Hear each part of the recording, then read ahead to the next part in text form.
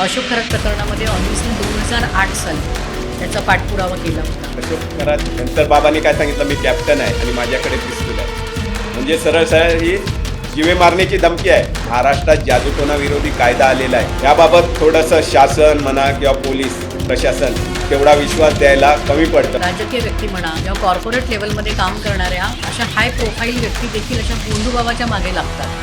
तीर्थ किंवा प्रसाद म्हणून देतात, त्यावेळी काही त्याच्यात गुंगीचं औषध घालून दिलं जातं. महिलाच का बळी पडतात, त्याच्यामागे श्रद्धा असते महिलांची. मेलेला माणूस जिवंत करण्याचा दावा एका फादरने केलेला होता. तसे महाराष्ट्रातले बाबा आहेत, तसे देशातले पण काही बाबा आहेत आणि त्या बाबांना मोठं करण्यामध्ये पण राजकीय आहे.